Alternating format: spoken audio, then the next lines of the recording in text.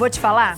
No final de julho, a gente iniciou uma série sobre o Estatuto da Pessoa Idosa e os direitos fundamentais garantidos por ele. Se você perdeu o nosso primeiro episódio, pode rever no nosso canal do YouTube da TV Aparecida. Mas hoje, a gente vai falar sobre o direito do idoso com relação ao trabalho, à profissionalização e alimentos. E quem traz as informações pra gente é a advogada especialista no Estatuto da Pessoa Idosa, a doutora Márcia Miller. Seja muito bem-vinda à nossa casa mais uma vez, doutora. Muito obrigada, muito obrigada. Tudo bem, doutora? Boa tarde, doutora tudo chegou bem? mancando, acho que fez uma cirurgia, né, doutora? Exatamente, eu falei pra não falar, eu não queria aparecer de muleta não, tô brincando. Tudo bem, Mas tá bem. Tá recuperando? Agora tô recuperando, bem. Ai, que bom, doutora. Doutora, a gente falou um pouquinho do Estatuto do Idoso da outra vez, de alguns direitos deles. Sim.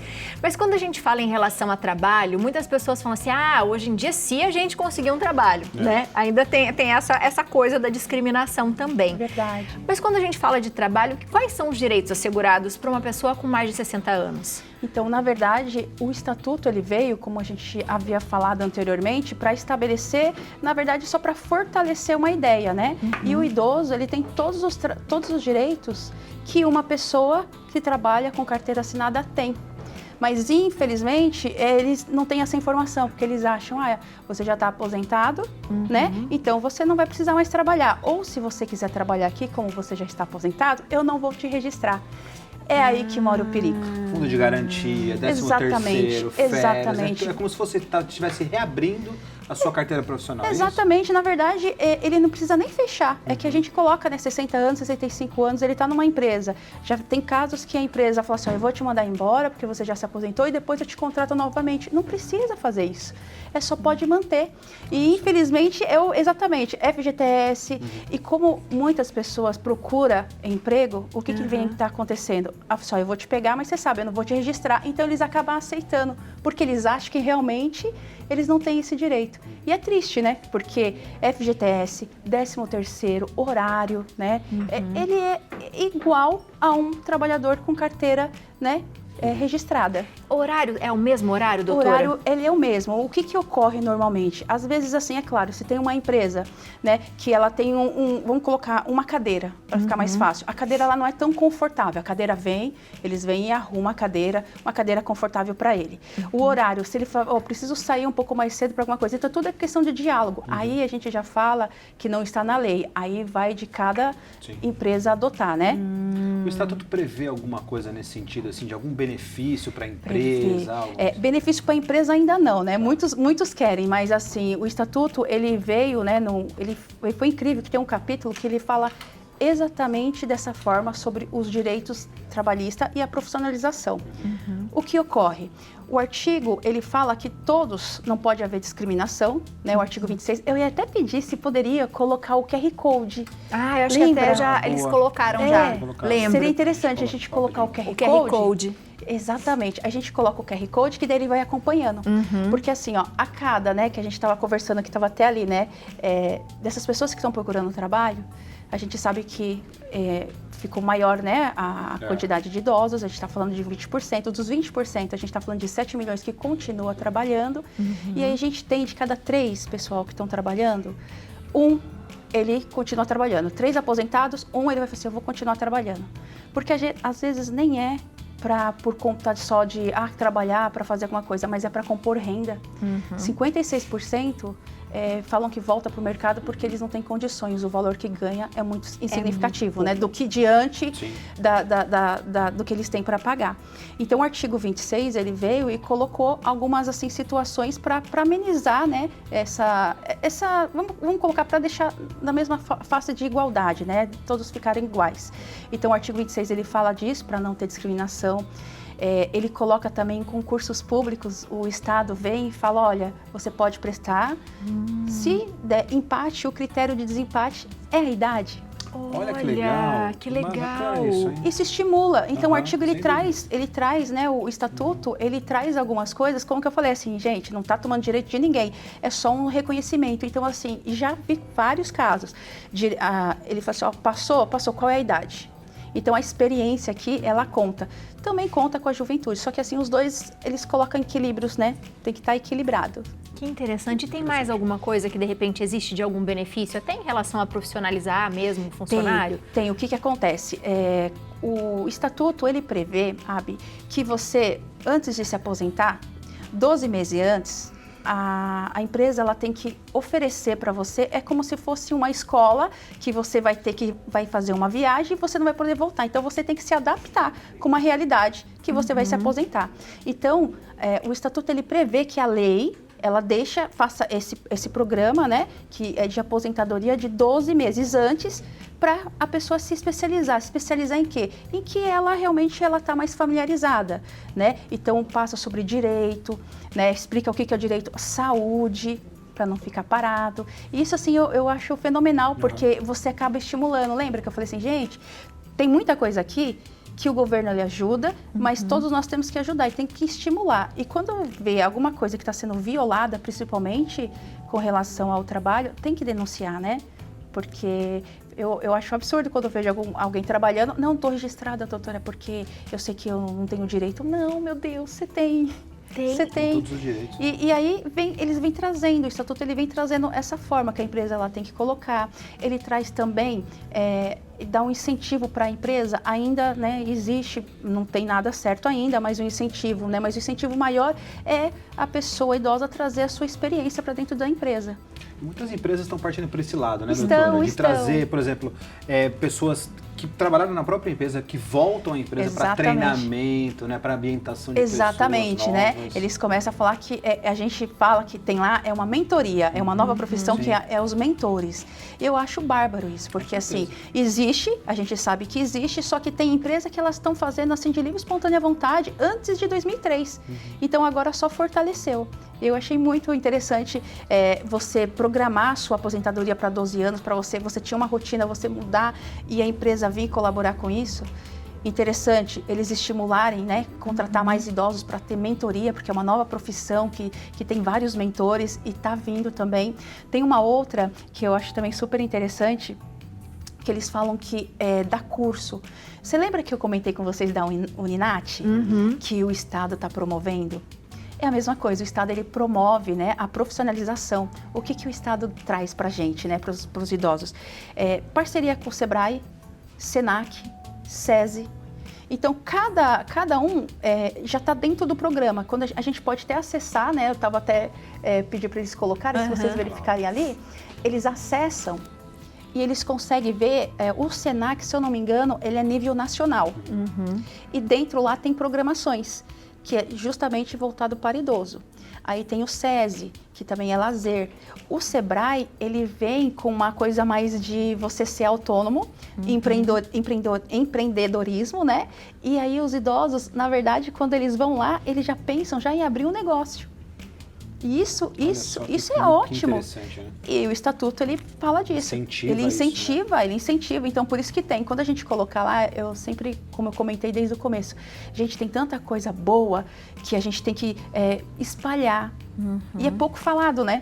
Vocês estão de parabéns, viu? Quando a gente fala de direito, doutora, porque a gente também sabe que muitas pessoas, de repente, tiveram um desejo de se profissionalizar, fazer uma faculdade, e quando aposenta, às vezes acaba entrando numa faculdade, uma universidade de novo, e entra num cargo de estágio.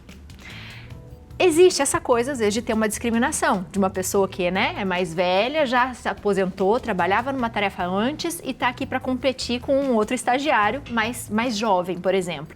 Ele teria algum direito específico? Tem, na verdade. Ou ele pode reclamar se tiver uma discriminação? Olha, excelente. Eu adoro as perguntas de vocês, porque assim, é o dia a dia. O que acontece? Primeiro, o estagiário, qualquer empresa estagiária, você sabe que ele já não tem um valor, né? Não é salário, a gente chama de bolsa, né? E a bolsa, né, ela é um pouco... É uma bolsinha. É uma ajuda de custo. Isso, a gente não pode falar salário, né?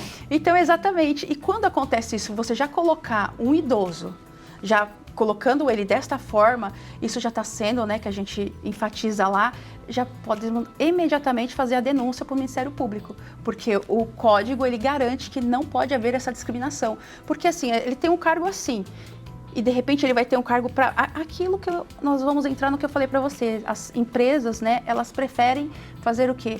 Ele vai aceitar qualquer coisa porque ele sabe que ele não tem direito. Mas mesmo se eu estiver mudando de profissão, por exemplo, eu sou um cozinheiro, me aposentei como chefe de cozinha, agora eu quero ser advogado, por exemplo. Pode. Me formo de direito e eu entro como estagiário. Nesse ponto, eu posso concorrer com pessoas mais novas ou eu tenho alguma vantagem nesse ponto? Não. Eu mudei completamente de profissão. Você tá uma profissão ótima, hein? Advogado? Então, eu quero ficar rico, doutor. Então tá bom. Então tá. Então, o que acontece? Se dentro do processo do direito que nós sabemos que tem que fazer estágio, é necessário passar, então ele é necessário passar. Vocês têm que olhar ele da mesma forma que vocês estão olhando um outro advogado mais novo. Tá. Não existe uma discriminação, porque o estatuto, ele é claro, a partir do momento que tiver uma discriminação, imediatamente a gente tem que fazer a denúncia. Porque aí não pode. Agora, assim, doutora, mas eu tenho que ser estagiário. Não, você vai ter que ser porque todo mundo porque a profissão exige. Entendi. A profissão, ela exige, de certa forma, isso. Eu até pedi para colocar, vamos ver se eles vão colocar ali, justamente dessas denúncias onde que a gente pode estar fazendo. Porque assim, boa. Eles vão colocar agora pra gente no telão. O Disque 100 é para tudo, porque fica mais fácil de guardar. Lá, o Disque 100. Da próxima vez que eu vir aqui, eu vou explicar para vocês que agora tem um aplicativo, que é muito bom, que eu vou explicar para vocês. Mas às vezes as pessoas esquecem. Então, nós falamos sobre hoje está falando sobre trabalho. Então, é o Ministério Público, né, que tem ali, que a gente tem que fazer a denúncia, Ministério do Trabalho, e tem um site. Eu deixei um site para quem quiser anotar o site, tirar uma fotinho, pessoal. Tá ali, denuncia, exatamente, faz a denúncia. Eu perdi, eu não consegui tirar. Então diz que 100, porque lá todos estão treinados já para direcionar para onde que tem que ir. Boa. Tem perguntinha para você de WhatsApp. Vamos lá. Legal. Coloca pra gente na tela. Do José. Boa tarde, doutora. Já existe o valor de isenção do imposto de renda para o idoso não ser penalizado? José. Muito boa. Na verdade, isso é uma pauta mais para a gente falar de impostos fiscais, mas a gente pode adiantar que a gente vai ter um bloco só falar dos impostos e das isenções que nós temos. O imposto de renda, o idoso é aquilo... Lembra que a gente comentou que você tem na fila, se tem uma pessoa mais nova e tem um mais idoso, vai na frente. Aí tem aqueles super idosos de 80 que passa na frente. Lembra que nós conversamos sobre isso. O imposto de renda, ele é a mesma coisa. Ele tem como que eu posso explicar? Não é um privilégio, né? Eles dão, primeiro, liberdade para os idosos para até fazer pagamento. E as isenções que se fala, que tem que falar, você tem que cumprir alguns requisitos. Então, você tem que ter uma faixa de renda X, você tem que ter mais de 65 anos. É uma coisa que eu falei com vocês, lembra? A gente tem 60 anos, 65 e 80. Então, 60 anos, ele já não vai ter essa isenção.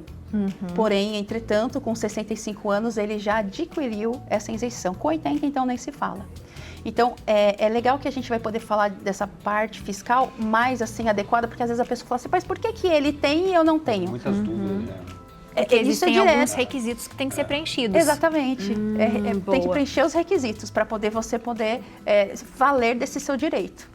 E doutora, quando a gente fala em alimentação, ele tem direito à pensão alimentícia, por exemplo? Ótimo, tem pensão e eu vou contar uma coisa para vocês. Vocês não contam para ninguém? Não. Só fica entre a gente. Doutora, só entre nós. Olha, esse direito, ele já existe desde 1916. Nossa, é muito tempo. Sempre existiu. Em 1916, quando se foi criado o Código Civil, já ficou o direito consagrado do pai, né, receber do filho na sua velhice. Aí veio o código em 2002, que houve essa alteração e manteve, respeitou. Aí veio a nossa pérola e ela reforçou. Por isso que eu sempre bato, gente, o Estatuto da Pessoa Idosa, ele pegou tudo que já existe e está trazendo tudo para cá e para falar assim, pessoal, eu estou aqui, porque já existe, só que muita gente não tem informação. Em 2003, o Estatuto ele veio e deixou bem claro que se não tiver pensão, né? Se não tiver condições, é claro, né? Se você não tiver condições, você pode recorrer isso ao seu filho. Aí eu tenho 3 filhos. E aí? Eu escolho porque a gente sabe que tem um queridinho, né? Eu escolho um dos filhos. Ele pode escolher que filho que ele quiser. E esse filho, depois que vai passar com assistência social, ele vai falar assim, mas eu tenho 3 irmãos. Ele vai se entender com os 3 irmãos. A partir do momento que o pai ou a mãe escolhe um filho, ela não está tirando a responsabilidade dele. É que talvez na cabeça dela, ela acha que ele tem um pouco de mais condições. Mas isso ele pode rever Como que ele vai rever?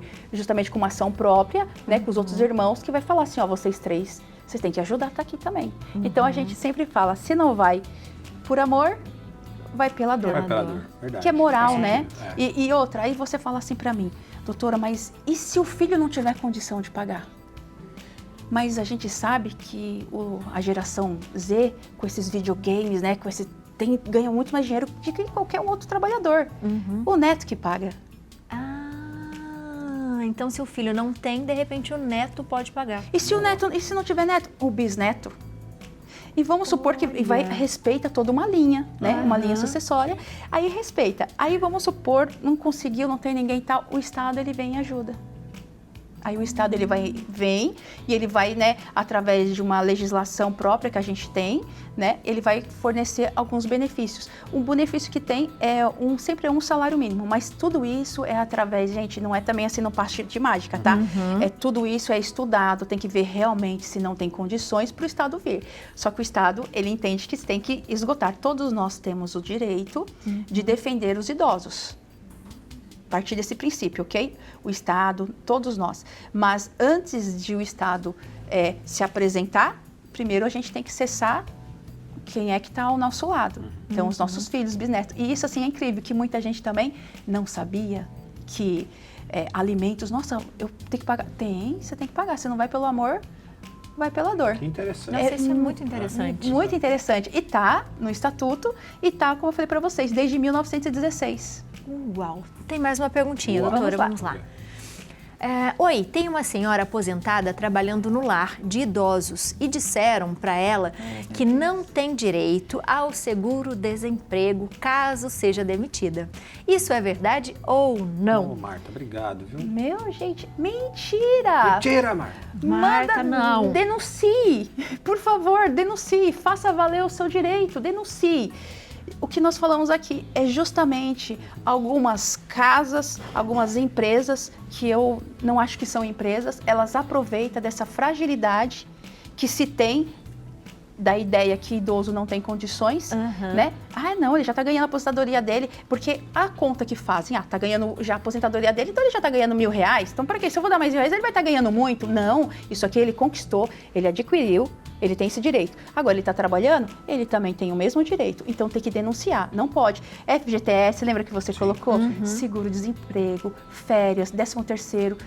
Gente, não pode, de forma alguma. Olha, gente, a gente tem que fazer uma campanha aqui, denuncie já.